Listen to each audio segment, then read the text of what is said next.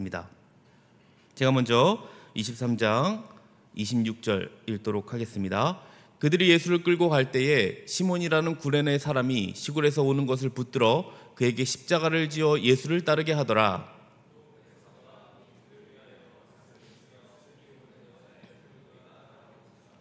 예수께서 돌이켜 그들을 향하여 이르시되 예루살렘의 딸들아 나를 위하여 울지 말고 너희와 너희 자녀를 위하여 울라.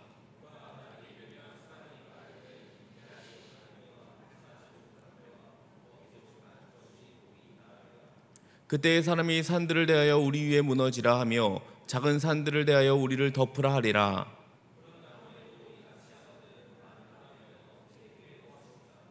또 다른 두 행악자도 사형을 받게 되어 예수와 함께 끌려가니라.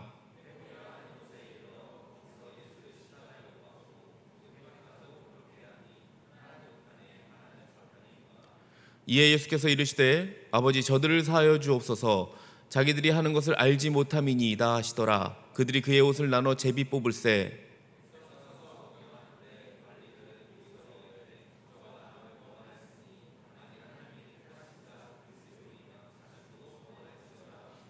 군인들도 희롱하면서 나와 신포도주를 주며 그의 위에 이는 유대인의 왕이라 쓴 패가 있더라.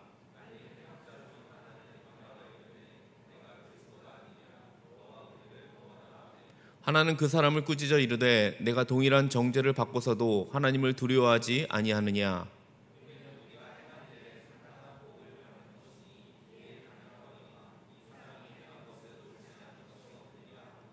이르되 예수여 당신의 나라에 임하실 때에 나를 기억하소서 하니 예수께서 이르시되 내가 진실로 내게 이르노니 오늘 내가 나와 함께 낙원에 있으리라 하시니라. 아멘. 여러분 전도할 때 가끔 보면 이런 말을 하시는 분들이 있습니다. 전도를 하다가 보면요 예수를 보여달라고 합니다. 그러면 내가 그 예수를 믿겠다. 혹은 기적을 보여다오. 그러면 내가 믿겠다.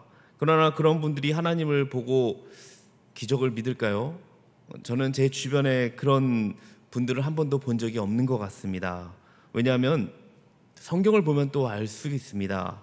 복음서에 보면 예수님과 만난 수많은 사람들이 등장을 합니다. 그런데 놀라운 점은 예수 그리스도를 만난 사람들이 너무나 많았는데요 변화되지 않은 사람들이 대부분이었다는 사실입니다. 그들은 예수님을 직접 봤죠. 그리고 예수님의 가르침도 직접 들었습니다. 심지어 수많은 기적까지도 목격했음에도 불구하고 예수님을 믿지 않습니다. 더 정확히 이야기하면 예수님을 믿지 않기로 결정한 거예요. 그러니까 예수님을 본다고 기적을 목격했다고 해도 반드시 믿게 되는 것은 아니라는 것입니다. 오늘 본문에는 인류의 구원자이신 예수 그리스도를 만났지만 결국 구원을 얻지 못하는 많은 사람들이 등장합니다. 온 인류를 구원하시기 위해 십자가에 달리실 예수님 그 주변에는 있었는데요 그런데 그 십자가의 의미를 깨닫지 못한 수많은 사람들이 있습니다. 반면에 예수님의 십자가를 보며 변화된 사람들이 있었습니다. 자, 이런 사람들을 오늘 함께 살펴보면서 각자 자신의 믿음을 점검하는 시간이 되기를 소망합니다. 자, 오늘 본문은 말씀드렸다시피 예수님께서 십자가 선고를 받아요. 십자가형 선고를 받고 그리고 골고다에서 돌아가시기 직전까지의 이야기입니다. 여러분 예수님의 십자가의 죽음은요 굉장한 영적 의미를 내포하고 있습니다. 예수님의 죽으심과 관련된 사람들 역시 이 영적 의미가 있다는 것은 오늘 본문을 통해서도 우리가 알 수 있습니다. 먼저 본문에는 십자가에 관련해서 크게 이 세 부류의 사람들이 등장합니다. 어떤 사람들이 나오고 있습니까? 여러분들이 한번 성경을 보시면 예수님을 뒤따르는 사람들, 그리고 예수님을 비방하는 사람들이 나오고 있습니다. 그리고 마지막으로 예수님과 함께 십자가에 달린 사람들, 수많은 사람들이 나오고 있어요. 특히 이 세 부류의 사람들은 이 구원이라는 하나님의 뜻이 어떻게 드러나게 되었는지를 설명하는 역할을 합니다. 더불어 오늘날 우리에게 십자가를 어떻게 대해야 하는가 굉장히 중요한 교훈을 줘요. 먼저 십자가를 지고 가시는 예수님을 뒤따르는 사람들을 같이 한번 살펴보도록 하겠습니다.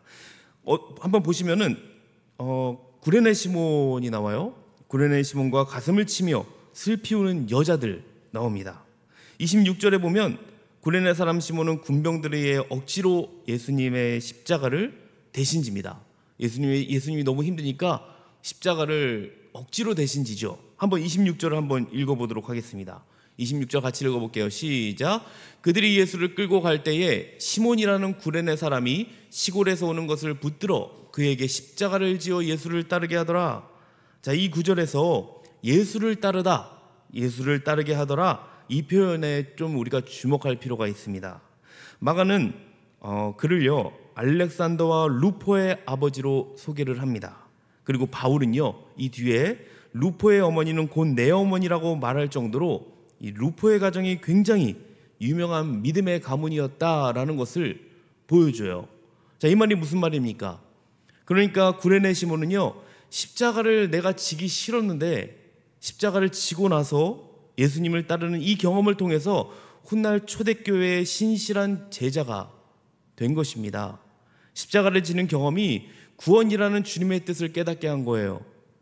자, 두 번째로 27절에 보시면 예수님을 위해 가슴을 치며 슬피 우는 여자들이 기록되어 있습니다. 그들은 정말로 예수님을 인해서 슬퍼하고 있어요. 그런데 예수님께서 그들에게 뭐라고 하십니까? 슬퍼하는 여자들을 보고 28절 우는 여자들에게 이렇게 얘기합니다. 28절 한번 보도록 할게요.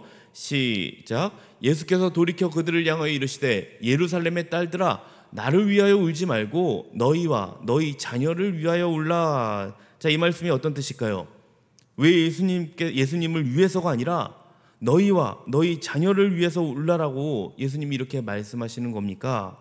이 말은 너희가 나의 형벌을 슬퍼하면서도 너희와 너희 자녀들이 장차 받을 형벌에 대해서 슬퍼하지 못한다면 그것은 아무 의미가 없다라는 뜻입니다. 그들이 비록 예수님을 따르면서 정말 사랑하는 마음으로 예수님의 이 고난을 아파하고 울어도 그것이 정말 동정의 눈물인 이상 그들의 행동은 그들에게 복이 될 수 없다라는 말씀을 하시는 겁니다.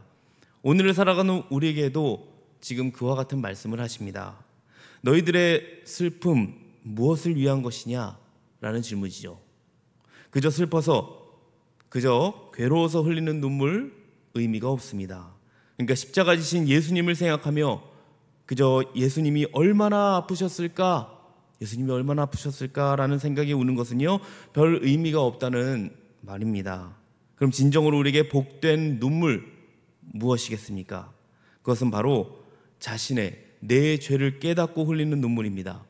주께서 내 죄를 위해 죽어주셨건만 나는 여전히 죄와 함께 즐거워하고 있음에 철저하게 그것을 인식하고 하나님 앞에서 흘리는 눈물, 그것입니다.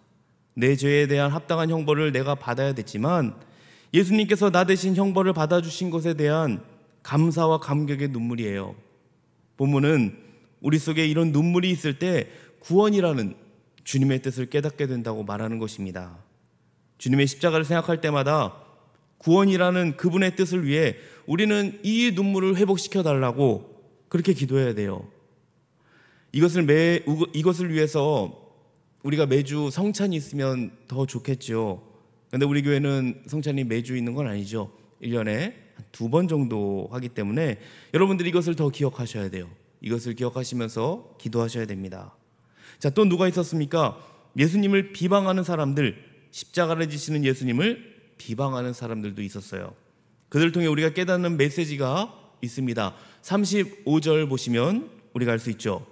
백성은 서서 구경하는데 관리들은 비웃어 이르되 저가 남을 구원하였으니 만일 하나님이 택하신 자 그리스도이면 자신도 구원할지어다 하고, 이 구절에서 가장 먼저 언급된 사람이 누굽니까?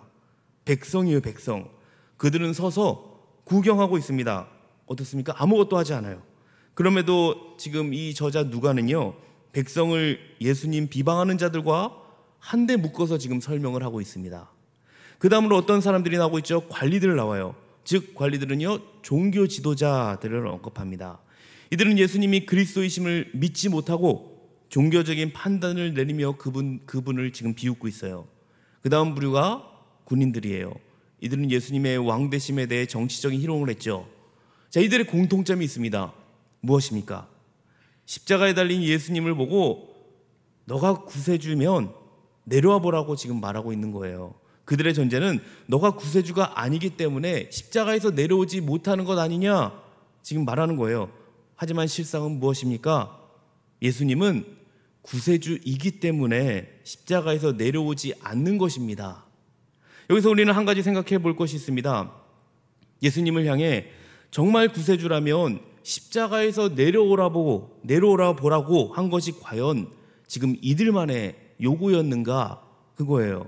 한번 잘 생각해 보시기 바랍니다. 아니죠. 우리도 예수님께 그런 요구를 한 적이 있다는 사실을 알아야 합니다. 고난이 찾아왔을 때, 정말 이해할 수 없는 일을 내가 만났을 때 우리는 이들과 동일하게 예수님께 요구를 합니다. 예수님, 정말 나를 사랑한다면 이 문제를 해결해 주십시오. 하지만 우리는 명심해야 됩니다.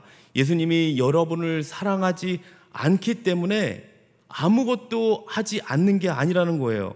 우리를 너무나 사랑하시기 때문에 아무것도 하지 않으시는 때가 있다는 것입니다. 어떤 경우에도 이 주님의 사랑을 여러분 의심하지 마시기 바랍니다. 예수님의 사랑을 의심하는 것이 바로 예수님을 비방하는 일입니다. 예수님께서 십자가에 내려오지 않으셨던 것은 비록 예수님을 비방하는 자들이라 할지라도 그들을 사랑하셨기 때문입니다. 역시 그들을 향한 하나님의 뜻인 구원을 드러내시기 위함입니다. 자, 세 번째로 하나님의 뜻은 예수님과 함께 십자가에 달린 사람들, 즉 이 좌우편에 달린 행악자들을 통해서 얻을 수 있습니다. 39절에 보면 한 강도는 예수님을 조롱하고 그리고 다른 한 강도는 그 강도를 책망해요. 그리고 예수님께 긍휼을 구합니다. 우리는 이 두 번째 강도를 대개 어느 쪽에 있다고 생각을 하십니까? 제가 예수님이라면 어느 쪽? 잘 모르십니까? 보통 여러분들이 이렇게 얘기하면은 다 오른쪽이라고 얘기하는데 여러분들은 대답을 안 하시는 것은 알고 대답을 안 하시는 걸까요? 아니면 그냥 아예 관심이 없어서 대답을 안 하신 걸까요? 아니면 저는 여러분들이 알고 대답을 안 하신 거라고 믿습니다. 그래요. 보통 우리는 오른쪽이라고 얘기해요. 왜 성경에 오른쪽 강도라는 말은 나오지는 않아요. 아무리 찾아봐도 양쪽 강도가 예수님 오른쪽이 이런 얘기를 했다는 건 나오지 않았습니다. 그럼 왜 우리는 오른쪽이라고 보통 알고 있을까요? 이것은 전승에 의해서, 그리고 성경에서 우리가 긍정적인 쪽이 어디입니까? 보통 오른쪽이에요. 성경에서 얘기하는 긍정은요, 오른쪽이에요. 그래서 오른쪽이라는 의미가 있기 때문에 이 강도가 예수님의 십자가 오른편에 있다고 생각을 합니다. 강도가 오른쪽에 있던 왼쪽에 있던 이건 뭐 중요한 게 아닙니다. 마태와 누가는 이 강도가 모두 처음에는 예수님을 욕했다고 기록하고 있습니다. 그럼 회심한 강도는 언제 변했을까요? 둘 다 욕을 하고 있었는데 갑자기 지금 변화됐단 말이에요. 언제 회심했을까요? 바로 십자가에 달려서겠죠. 40절에서 43절에 기록된 강도의 그 고백을 보면요, 대단한 믿음입니다. 너무나 대단하다 보니까 예부터 이 회심한 강도를 굉장히 좀 신성시했어요. 니고데모 외경이라는 것이 있고요. 그리고 아라비아 복음, 그리고 빌라도 행전이 있어요. 자, 이런 것을 보면 이 회심한 강도의 이름이 나옵니다. 디스마스라고 합니다. 그리고 맞은편 강도를 기스마스, 비슷해요. 디스마스, 기스마스. 네. 아무튼 헬라와 라틴 교보들은 이 디스마스를 가리켜 착한 도적이라고 부릅니다. 그는 복음을 믿은 도적, 그리고 결국은 거룩한 도적이라고 불리기도 해요. 굉장히 신성시되고 있죠. 지금도 카톨릭에서는요, 3월 25일 했겠네요. 헬라 정교에서는 3월 23일 성라트로 혹은 디스마스 기념일로 지키고 있습니다. 자, 왜 도대체 이렇게까지 이 회심한 강도의 믿음을 신성하는 걸까요? 그 강도는 처음에 예수님을 비방했다고 했잖아요. 하지만 십자가상에서 예수님의 의로움을 확인합니다. 그래서 41절에 뭐라고 얘기하고 있습니까? 41절 보시면 우리가 행한 일을 상당한 봉을 받는 것이니 이에 당연하거니와 이 사람이 행한 것은 옳지 않은 것이 없느니라 하고 라고 지금 고백하고 있습니다. 십자가상에서 예수님이 취하신 이 의연한 태도, 자신을 십자가에 못 박은 사람들을 용서하고 있는 그 모습을 보면서 이 마음이 변화된 거예요. 42절의 고백은요, 더 대단합니다. 함께 42절 볼까요? 이르되 예수여 당신의 나라에 임하실 때 나를 기억하소서 하니 무슨 말입니까? 예수의 죽음으로 하나님 나라가 임한다는 사실을 알게 된 거예요. 생각해 보시기 바랍니다. 이 강도는 자신과 함께 십자가에 못 박힌 무능해 보이는 청년 예수를 향해 자신의 이 영혼과 구원을 부탁하고 있습니다. 초라한 모습으로 죽어가는, 벌겨벗겨져 조롱당하고 있는 그 예수님에게서 하나님 나라를 본 거예요. 얼마나 대단한 믿음입니까? 하지만 이 대단한 믿음이 사실 그 강도가 대단해서가 아닙니다. 바로 34절 때문에 그래요. 34절이 무엇입니까? 아버지, 저들을 사하여 주시옵소서. 자기들이 하는 것을 알지 못함이니이다. 여기서 우리는 이걸 생각할 필요가 있습니다. 그의 믿음은 바로 예수님의 이 위대한 기도에 대한 응답입니다. 응답. 여러분, 예수님의 기도 응답되지 않은 것 있습니까? 없습니다. 하나도 없어요. 잘 생각해 보세요. 이 믿음은 위대한 가르침이나 황홀한 뭔가 예배를 위해서 생겨난 것이 아니에요.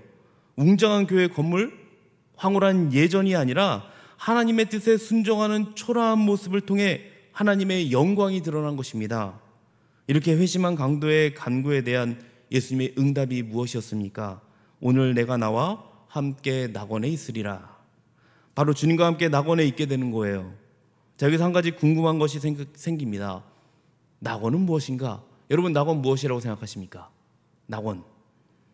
신학자들은 예부터 이 낙원을 두 가지로 의견을 내놓습니다. 하나는 이 낙원은 사람이 죽은 후에 그리고 그 육체가 부활하기까지, 예수님 다시 오는 그날, 그때까지 기간이 있잖아요. 그때까지 영혼들이 가 있는 어떤 곳, 그걸 뭐라고 하죠? 죽어서 어디 가 있는 거예요. 중간 단계, 우리 배웠죠? 연옥이라고 얘기합니다. 그래서 여기서 연옥 개념이 나와요. 또 다른 의견이 있습니다. 이 낙원은요, 여러분들이 지금 생각하고 있는 그곳, 바로 천국, 온전한 천국이라는 거예요. 어떤 것이 맞을까요? 연옥은 당연히 아니겠죠. 분명한 것은 연옥은 성경적 근거가 너무나 약합니다. 그래서 이것은 잘못된 거라고 보여집니다. 그리고 낙원을 온전한 천국이라고 하는데, 여기서 자주 사용하는 천국, 이 단어 대신에요, 파라데이소스라는 좀 특이한 단어를 지금 쓰고 있습니다. 저는 여기서 강조하는 낙원은요, 장소적 개념이 아니라고 봅니다. 그럼 뭘까요? 저는 여기서 의미적 개념이라고 생각을 합니다. 이 낙원은 70인역에서 구약의 창세기와 이사야에서 동일하게 여기는 이 에덴 동산으로 번역이 됩니다. 그러다가 신약에 와서는 고린도서 5장 8절에서 주와 함께 있는 그것, 그리고 빌립보서 1장 23절에서 그리스도와 함께 있는 것이라고 이 묘사가 돼요. 여러분, 에덴 동산이 어떤 곳입니까? 하나님께서 함께 하셨던 곳이 에덴 동산이잖아요. 그러므로 이 낙원은 성경적 용례로 볼 때요, 그리스도와 함께하는 것, 이것을 의미하는 것이라고 볼 수 있습니다. 이 낙원은 회심한 강도가 당신의 나라가 임하실 때에 나를 기억하소서라고 기도한 것에 대한 응답으로 주어진 것으로 보입니다. 다시 말씀드려, 이 낙원은 그냥 어떠한 장소적 개념이라기보다 하나님 나라, 즉 하나님과 함께함이라는 의미적 개념으로 우리가 보아야 된다는 것입니다. 그래서 예수님은 43절에 뭐라고 합니까? 이 낙원을 오늘 내가 나와 함께 라는 말로 강조를 하신 거예요. 그럼 언제 하나님과 함께 할 수 있는 은혜가 임한다는 말입니까? 바로 예수님이 우리 죄를 용서해 주심을 받아들이는 그 순간, 여기서 우리는 분명한 사실 하나를 발견합니다. 그것은 죄 없는 자가 구원받는 것이 아니에요. 죄 용서를 받아들인 자가 구원받는다는 사실입니다. 죄 없는 자가 죄 용서를 받는 자가 주님과 함께 할 수 있다는 것입니다. 이것이 우리를 향한 주님의 뜻이에요. 우리가 십자가 주변에 있던 사람이든, 예수님이 죽으심을 그냥 구경만 했던 사람이든, 아니면 예수님을 비방했던 사람들이 간에 그것과는 상관없이 우리 모두가 구원받아 주님과 함께하기를 원하십니다.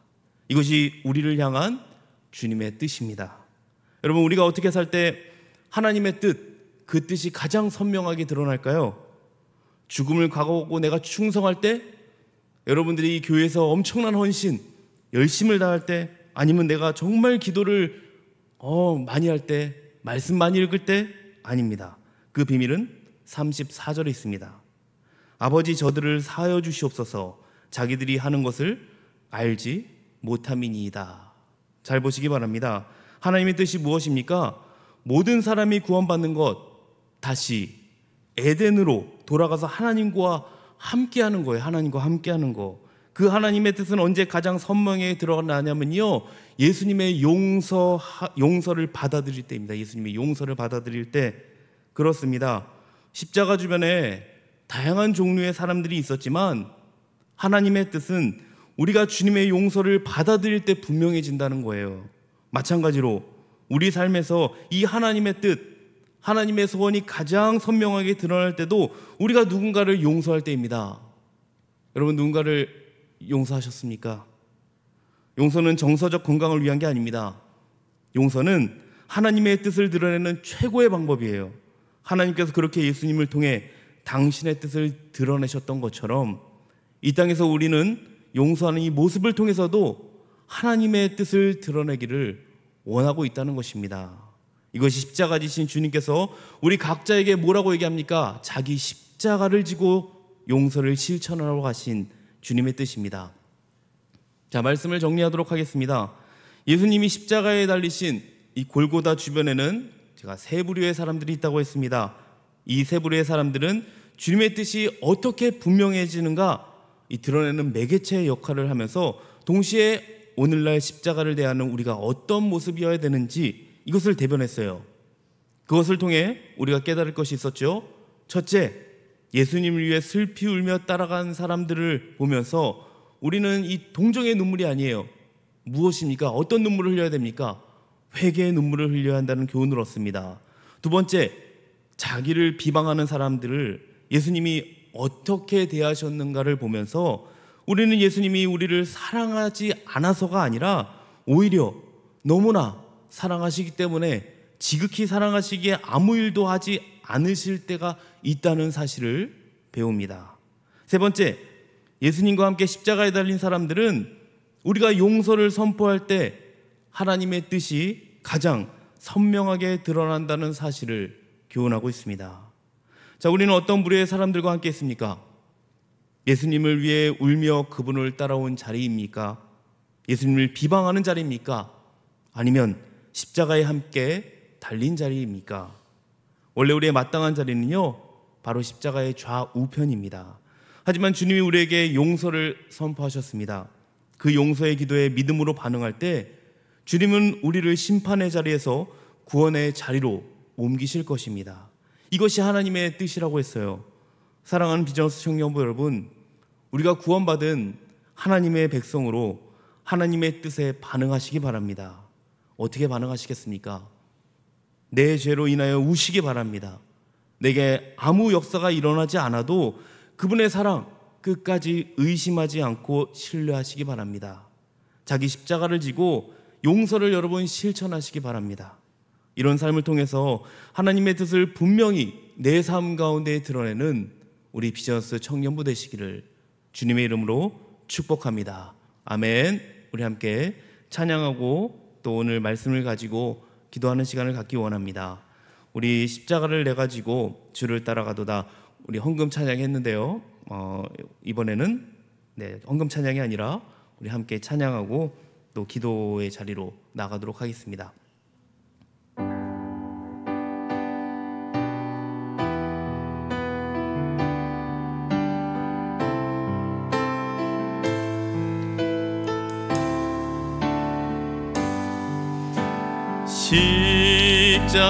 십자가를 내가 지고 주를 따라갑니다. 이제부터 예수로만 나의 법에 삼겠습니다.